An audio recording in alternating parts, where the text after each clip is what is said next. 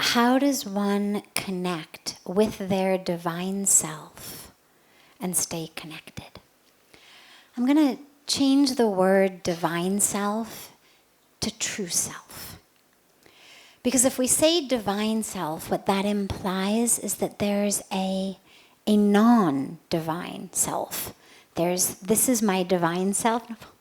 This is my divine self. This is my non-divine self. What we have is a true self and a non-true self. The non-true self is the stuff that most of us actually identify as. Our name, our ages, where we're from, the color of our skin, our bank accounts, our careers, our titles, all of that stuff that we identify as self, but actually isn't. And the reason that we know it isn't is it keeps changing. The example that I always give about this is if you're driving down the freeway and someone calls you on the phone and says, "Who are you?" And you say, "I'm exit 30. They say, no, I didn't say, "Where are you?" I said, "Who are you?" And now you say, "I told you I'm exit 30. Or, well, now I'm almost exit 31.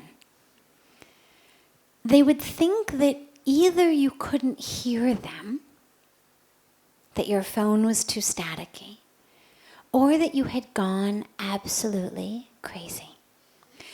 We understand intuitively that exit 30, exit 31 is simply the intersection of time and space that our vehicle is at right now. It's true, it's not a lie that that's where we are, but it's not who we are. And if I say to you, I am 45, I'm female, I'm white, I'm American, I'm a sannyasi, well, that's all true. None of it is a lie. And yet, it's what we call the lowercase t true. It's true at this exact intersection of time and space. It's not the capital T truth. It's just telling you the story of my vehicle and where it happens to be right at this intersection. But our true self is the divine. The true self is the essence. This is just the container. And so when we connect with our true self, what we have to do is sink beneath the container. If we're stuck on the container, we're not going to get to essence. If I pick this glass up and I spend all my time just marveling at how beautiful it is, or how ugly it is, or how solid it is, or soft it is, it's not going to quench my thirst. In order to do that, I've actually got to take the lid off and drink what's inside. And the same is true about our vehicles. There's nothing wrong with admiring the beauty of the glass. It just doesn't do anything for my thirst. And so there's nothing wrong with paying attention to our vehicles. We've only got one. It's a temple. If who we are is the divine and the divine lives in this vehicle, it means the vehicle is a temple. We have to care for it. We have to worship it. We have to take as much care as we do of our temples, our churches, our synagogues, our mosques, wherever the divine resides. And yet, we don't confuse form for content. We don't confuse packaging for essence. And so our true self is the essence. The true self is that spirit. And the way to connect with it, there's many ways, but a very simple and easy way, is through a practice called niti niti, which is not this, not this, not this. And so we begin literally by saying, I am not my orange sari. I am not my skin. I am not my bones. And should anyone doubt that, the reason that we know that that's true is my skin keeps sloughing off. I get new skin every day, but I is still there. My bones break. I'm still there. So, well, I'm not my blood. Get a blood transfusion, donate blood, I'm still there. I'm not my organs. Could get a transplant of one of those, I'm still here.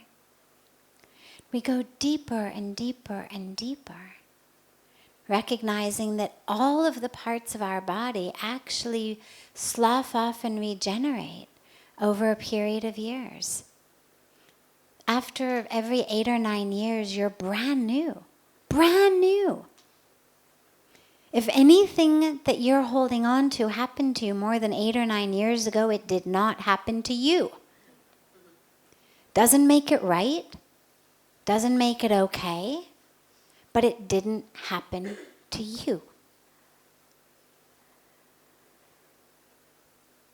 So we go through that, and then we get a little bit deeper and we say, well, I'm also not my emotions. I'm not my anger. The reason I know that is I'm not always angry. I may be angry way too frequently, but I'm not always angry. And I don't cease to exist when I'm not angry. I'm not my depression. I wasn't always depressed. There are moments in which I'm not depressed, but I don't cease to exist. I'm not even my thoughts, because there's a very small space in between my thoughts. And in that space, I don't evaporate. And if I were my thoughts and I ceased to exist even momentarily between the thoughts, who would have the next thought? So we go slowly, slowly, as deep as we can, until there's really nothing else to remove. And if you do that in a very meditative place, and you allow yourself just to sit there after peeling layer after layer, what you find is there's this beautiful stillness, this beautiful experience. And then maybe something else will come to you. I'm the child of an alcoholic. Well, no, because that child is not who I am if I was that child more than 8 or 9 years ago. And if you believe in past lives, wasn't true in my last birth. So we can remove everything that we identify until we get into what the Buddhists speak about as nothingness and the Hindus speak about as everythingness. But it's the same place. I mean, if I've got a jar of air and I break my jar, what do I have? Air, exactly. But do I have, which air do I have, right? So on the one hand, you could say, well, you no longer have your air because you had this glass of air and it broke. You have nothing now. On the other hand, you could say, well, all I did was lose that dividing line between my cup of air and all of the air. So now actually I have all the air instead of none of the air.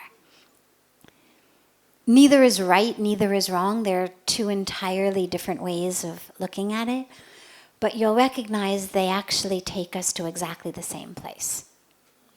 We all agree that what we're left with is just air. And that's the truth of who you are. And the last piece of how do we stay connected to that is just in remembrance. There's no magic, unfortunately.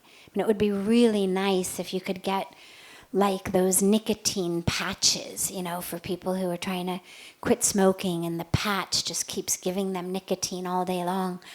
It would be really nice if we could get, a patch that would just, every time you forgot, the patch would remind you. And you'd somehow just get this infusion of remembrance and awakening. But we don't have one. What it is it's just practice. And in the same way that in meditation, when our mind wanders, we just bring it back. And when you start meditating, you find that your mind wanders more than it's still. Your meditation feels like you do nothing but keep bringing your mind back. But then slowly, slowly, slowly, the spaces in between having to bring the mind back lengthen. It stays. And you're able to catch it faster and bring it back faster. And slowly, slowly, you're able to accumulate lots of moments, consecutive moments of being there. And this is what it's like of living within our true self, is it's just about remembrance, coming back. A mantra is a great life raft to bring us back. Our breath is a great life raft to bring us back. They're just techniques to bring us out of where we've gone and back into who we are. And slowly, slowly you keep living as that. And the last piece of this, though, is just to remember not to berate yourself. Because in this consciousness and acceptance of the invitation to live in that consciousness and to join and to connect and to live with love and to live with connection, it's very important not to leave ourselves out of the equation. Many of us are very, very comfortable with compassion, with connection, with love, forgiveness, seeing the divine in all as a practice, as long as it relates to everyone other than ourselves. It becomes very difficult when we have to turn it back inward. And so what you get is, oh my God, you are so stupid, look at that, you forgot to be compassionate again. You are so stupid. Right? So where's my compassion for myself? I mean, here I am berating myself for not being compassionate to another. And that irony kills a lot of us. So we have to just remember that as we work on staying connected, that it's not just connected to God outside of us and those around us.